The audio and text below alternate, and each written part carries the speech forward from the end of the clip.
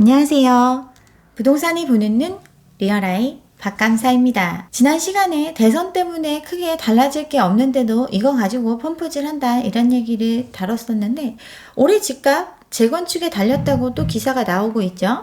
또 재건축 단지 얼마에 팔렸다 하면서 또 집값이 오를 것처럼 호들갑을 떨고 있습니다.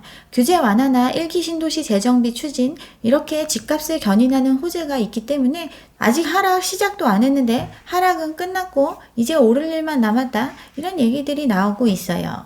이 모든 문제의 시발점, 경제를 살리기 위해서 집값으로 경기를 부양하려고 했던 것, 여기서부터 시작이 됐습니다. 저금리의 대출 규제 완화 등을 통해서 빚내서 집사라를 통해서 경기를 부양하려 했습니다. 이후에 정권이 바뀌고도 혹시나 자기들이 하는 규제가 경기를 꺼트리진 않을까 조심조심 하면서 핀셋 규제라는 말도 안 되는 규제를 통해서, 핀셋 규제라는 말도 안 되는 정책을 통해서 더 이 상황을 심각하게 만들었어요. 바로 잡기에 너무 늦은 시기였는데 여기에 엎친 데 덮친 격으로 팬데믹까지 터졌죠. 팬데믹 이전에 너무나 많은 가계부채가 이미 형성돼 있었어요. IMF에서도 경고를 했고 우리나라의 가계부채 문제가 심각하다, 이 얘기가 계속 나왔는데, 코로나 사태를 겪으면서 이 모든 게 묻히고 더 막대하게 거품을 키워내는 그러한 과정을 거쳤어요. 이 틈을 타서 계속 부채질을 했던 언론들 덕분인지 어떤지 몰라도 많은 분화방들이 이 시장으로 뛰어들어 왔습니다. 이제 타고 있죠. 부동산 시장이나 주식 시장이나 마찬가지입니다. 부채의 한계 상황에 이르렀음이 자명한 상태인데도 아직 돈 빌릴 여력이 있는 사람들 계속 꼬드겨서 시장으로 들어오게 했어요. 주식 동학 개미 운동 이런 얘기 하면서 외국인들이 계속 돈을 빼고 있어도 우리나라 주식 시장 탄탄한 시장이고, 외국인이 팔아도 끄떡없는 시장이니까 코스피 4천 갈 거고 하니까 걱정 말고 들어오라, 이런 얘기 했었죠. 그렇게 뒤늦게 뛰어간 개미들, 작년에 성적이 마이너스 10%죠. 고점에서 떨어지는 종목을 추격 매수했습니다. 또 밈 주식을 사들인 뒤에 못 빠져나온 상태이기 때문에 손실은 더 누적이 됐어요. 어디서 많이 들어본 얘기죠. 고점에서 사서 떨어지고 있는데 부동산 시장과 매우 유사하죠. 오늘이 가장 쌀 때고 지금 사야 된다고 그렇게 얘기하는 모양새 너무나도 닮아 있어요. 밈 주식 어떤 테마에 의해서 움직이는 건데 이것도 부동산과 너무 닮아 있죠. GTX 호재, 노도강 별별 얘기 다 해가면서 아직 사람들이 접근할 수 있는 지역들, 이거 저평가됐다고 막 얘기하면서 많은 이들이 비치고 이 시장에 들어오게 했습니다.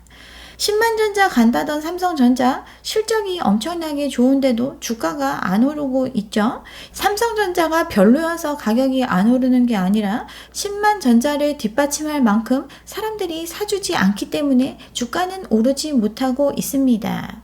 외국인과 기관이 계속 팔면 아무리 상품이 좋더라도 가격은 떨어질 수밖에 없죠. 이렇게 떨어지는 가격을 견디지 못하고 12만 명이나 손을 털고 나갔습니다. 결국 시장에 오른 가격을 유지해 주려면 그만큼의 유동성이 시장으로 계속 들어와 줘야 되는데 그게 안 되고 오히려 빠져나가니까 가격은 상품의 가치와 상관없이 떨어지게 됩니다. 삼성전자 시총 1위죠. 여기 같은 경우 절반 이상이 외국인이 가지고 있습니다. 외국인 비율이 점점 줄어들고 있으니 가격이 계속 받쳐주질 못하고 점점 떨어지는 모습이 나타나고 있죠. 시총 160조가 증발을 했습니다. 삼성 세계 1위의 기업이니 지금 들어가도 늦지 않는다, 이렇게 부추겨서 많은 사람들이 들어왔는데 가격이 맥을 못 추는 상황이 됐어요. 외국인이 던지기 때문에 그렇고 이걸 아직도 개미들은 쓸어 담고 있습니다. 외국인과 기관, 개인과 비교할 수 없을 정도의 자금을 움직이는 사람들이죠. 그들은 계속 팔고 있고 개미들은 이걸 사주고 있습니다. 우리나라 주식시장에 들어올 수 있는 우리나라 사람들의 돈은 한계가 있죠. 외국에서 투자금이 들어오면 주가는 더 올라가고 외국에서 투자금이 들어오지 않으면 주식은 떨어지는 것, 이게 주식시장의 일반적인 현상입니다. 근데 19년 이래로 계속해서 외국인의 비중은 줄어들고 있어요. 19년도에 38% 가까이 됐던 비중이 31%까지 빠져 있습니다. 코로나 위기가 터지면서 외국인들이 국내 주식을 내던지면 기관, 연기금 막 이런 데서 사주면서 주가를 버텨냈죠. 그리고 사람들이 팬데믹 이후에 풀리는 유동성에 힘입어 너도 나도 뛰어들어 주가를 견인했습니다.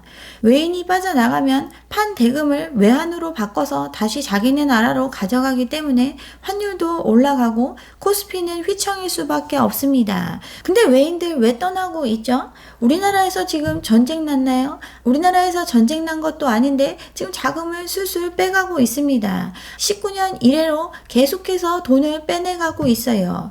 이유는 긴축의 시대가 이제 오고 있기 때문에 미리미리 빼가고 있는 거죠. 그동안 돈을 뿌려가면서 유지했던 시장에서 이제 인플레이션 위협에 견디질 못하고 금리 인상을 단행을 했습니다.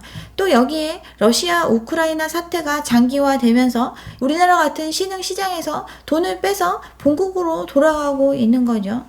미국이 금리 인상을 단행을 했습니다. 근데 생각보다 너무 조금밖에 안 올렸죠. 원래 빅스텝 얘기 나오고 했었는데 러시아 우크라이나 사태 때문에 이번엔 그냥 시장에서 받아들일 수 있는 정도만 올렸어요.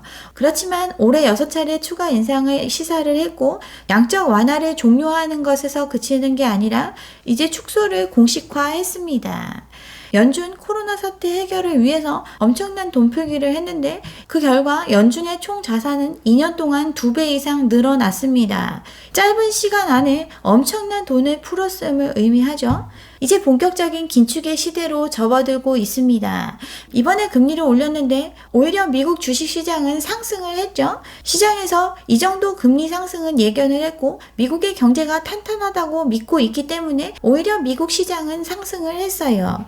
가장 강한 나라에서 달러를 흡수하는 조치를 하고 그 시장의 견고함을 알리고 있으니 신흥국에 투자했던 자금들은 자국으로 달려갈 수밖에 없습니다. 그러니 국내 기관이나 개인이 아무리 사도 주가가 박스권을 벗어나지 못하고 있습니다. 박스권 장세 작년부터 계속 이어지고 있는 거죠. 동학개미가 73조 넘게 사들였는데 외국인이 계속 팔았기 때문에 더 이상 오르지를 못하고 있습니다. 산 건 떨어지고 판 건 오르고 이걸 버티고 있는 사람도 있겠지만 지금 점점 지쳐가고 있어요. 언젠간 상승할 거니까 버티라고 남은 개미들 기업 가치가 견고한 주식을 투자하고 있다면 장기 투자하면 손해볼 일 없으니까 가지고 가라고 이런 얘기들 나오고 있죠. 그나마 이들이 산 건 주식입니다. 회사가 성장을 하면 배당을 하고 가치가 올라가죠.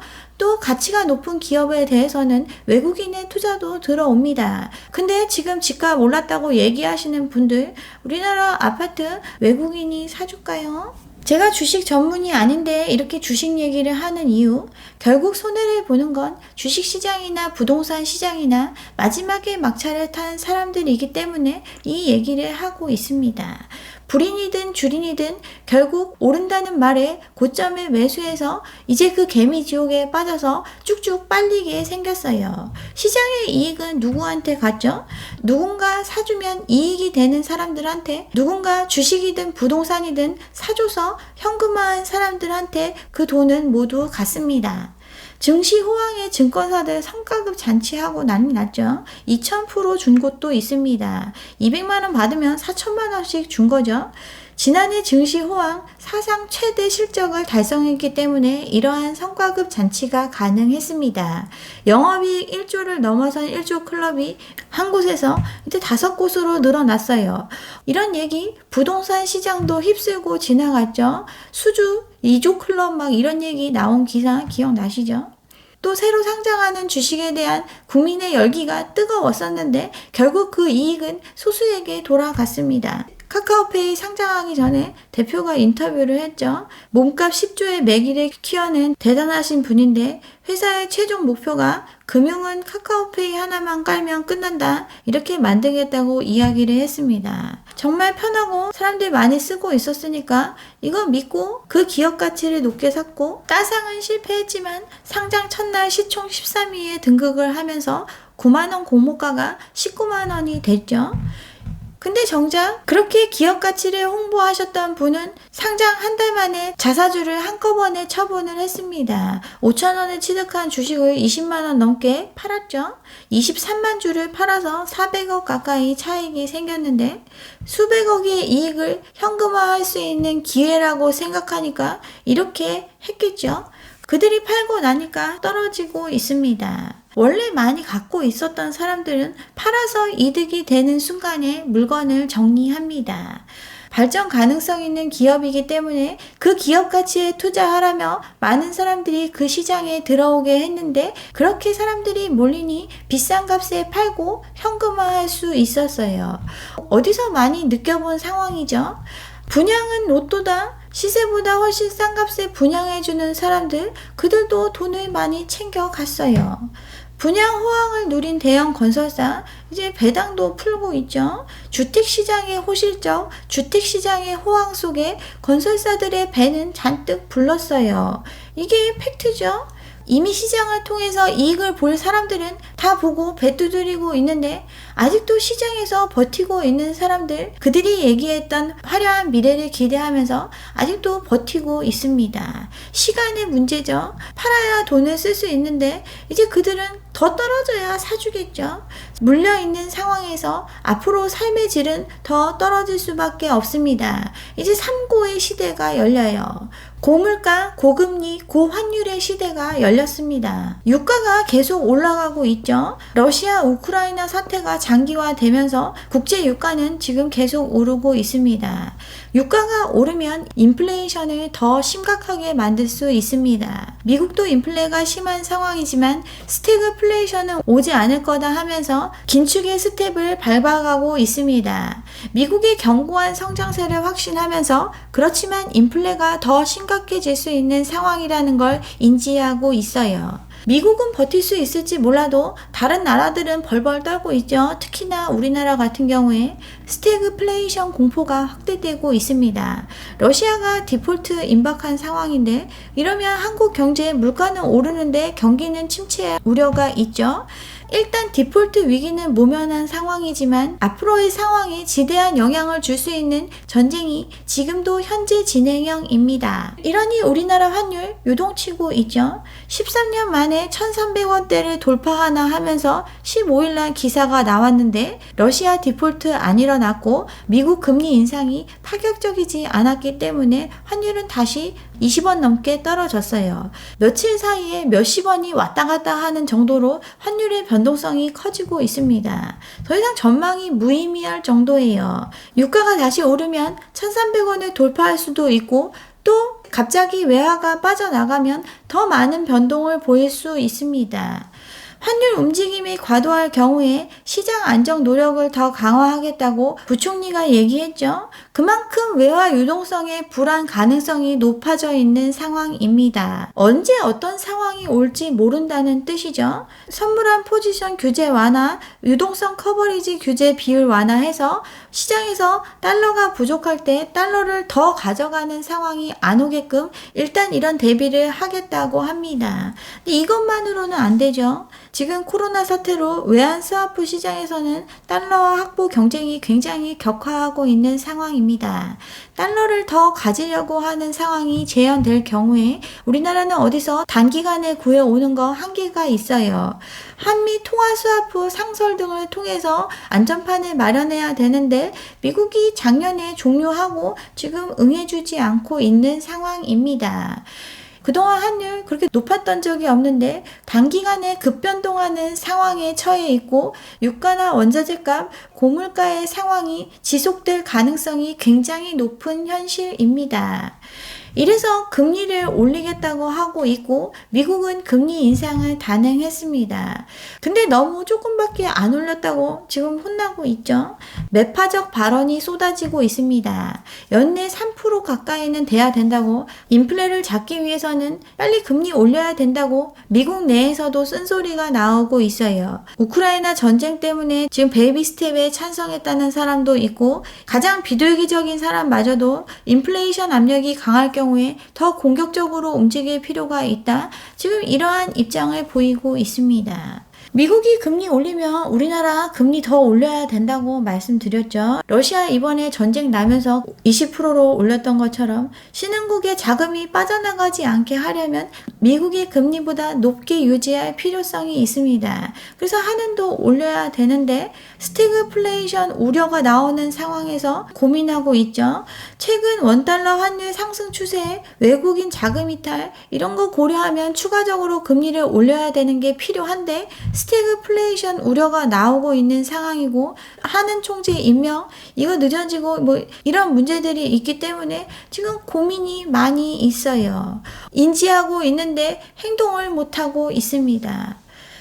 우리나라 스태그플레이션 안 올 거다 막 이렇게 낙관적으로 얘기하는 사람들도 있는데 미국이 긴축으로 가면 다른 나라들 따라갈 수밖에 없는데 미국이 이렇게 하는 이유 인플레이션 해결을 위해서라고 말씀드렸죠. 강력한 인플레이션 상황을 벗어날 수 있는 길 결국 유동성으로 늘어난 거품을 현실과 맞춰주는 과정을 거치지 않으면 불가능한 일입니다. 미국은 이미 경험을 했고 그래서 한쪽을 택할 수밖에 없어요. 폴 볼커 얘기 요즘 많이 나오고 있죠. 오일 쇼크가 일어나서 유가가 4배나 치솟아 올랐고 높은 인플레이션이 발생을 했습니다. 이때 긴축을 해가지고 시중 유동성을 흡수해야 되는데 재선을 꿈꾸는 닉슨 대통령이 오히려 돈 푸는 정책을 하라고 했죠. 곧 긴축을 해야 되는 마당의 경기 부양을 위해서 통화 팽창을 고수를 했습니다. 이렇게 되니까 높은 인플레이션과 경기 침체가 동시에 일어나는 스태그플레이션이 발생을 했어요. 이후에 2차 오일 쇼크가 왔고 미국의 인플레이션은 2자릿수를 기록할 정도로 치솟아 올랐습니다. 이렇게 위기의 상황에 폴 볼커가 등판을 했죠. 물가와 경기 부양 이 2마리 토끼를 같이 잡을 수는 없다고 한 마리만 잡겠다고 방침을 굳혔어요. 경기 부양을 포기하고 물가를 택했죠. 경기가 침체되는 상황에서도 기준금리를 4% 올리는 조치를 했습니다. 기준금리 15%에 일반 금리는 20% 가까이 뛰어 올랐죠. 이렇게 해서 막 사람들 망하고 막 데모하고 난리가 났었지만 당장 물가가 잡히지 않았어요. 3년 가까이 걸려서 효과가 나타나기 시작을 했습니다. 강력한 충격을 줘서 시중 유동성을 줄이고 나서야 인플레이션이 잡히기 시작을 했습니다. 그 과정은 굉장히 고통스러웠고 14%에서 2%까지 인플레이션이 떨어지고 나서야 긴축을 풀었어요. 그리고 경제는 힘차게 되살아나기 시작을 했습니다. 이렇게 인플레이션을 잡고 시장의 건전성을 회복하고 나서야 다시 경제는 성장할 수 있었습니다. 또 그러한 상황이 오게 된 거죠. 헬리콥터로 돈을 뿌리던 시대는 이제 저물고 파이터의 시대로 넘어가는 시기입니다. 집을 통해서 돈 많이 벌었다고 생각하는 사람들, 그 집은 처분하지 못하고 올라가는 금리에 따른 부채의 무게를 감당해야 되는 상황이 왔습니다. 금리를 올린다고 해서 당장 물가가 잡히는 게 아니기 때문에 더 쓸 수 있는 돈은 사라지게 되겠죠. 이자는 오르고 쓸 돈은 없는데 먹고 쓸 돈은 더 많이 필요해지는 이제 고난의 시기는 시작이 됐습니다.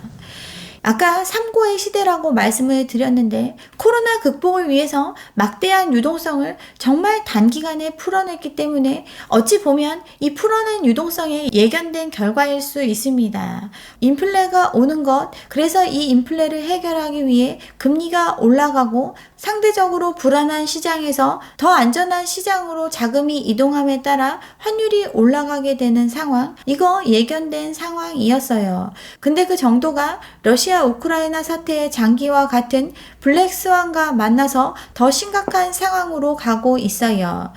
러시아 단기간에 해결될 수 있을 줄 알고 전쟁 시작했다가 지금 한 달 가까이 가고 있죠. 예상치 못한 상황입니다. 여기에 미국과 중국 긴장의 상황이 고조되고 있어요. 앞으로도 예상치 못한 블랙스완이 등장할 수 있습니다. 예정된 화이트 스완과 예상치 못한 것, 극과 극의 충격이 동시에 발생하는 상황, 지금 우리 앞에 있는 현실입니다. 근데도 여전히 언론은 펌프질하고 있어요. 던지는 외국인, 쓸어담는 개인, 최후의 승자는 하면서 마치 개인이 이길 수 있을 것처럼 그러니까 지금이라도 사라고 부추기고 있죠. 새 정부 기대감에 꿈틀거리는 서울 집값 하락세 끝났나 하면서 지금 이제 바닥일 수 있으니까 지금이라도 사라고 얘기하고 있죠. 규제 완화 기대감에 재건축이나 한강변 인기 단지들은 매물은 줄고 호가가 상승했다고 하면서 다만 매수세로 이어지고 있지는 않다. 이렇게 기사를 씁니다. 이런 뻔한 상황인데 지금이라도 집 사야 할까요? 생각보다 빨리 시장은 달라지고 있습니다. 네, 여기까지 오늘 준비한 내용이고요. 오늘 영상 좋았다면 좋아요와 구독 잊지 마시고 다음 영상도 함께 해주시기 바랍니다. 감사합니다.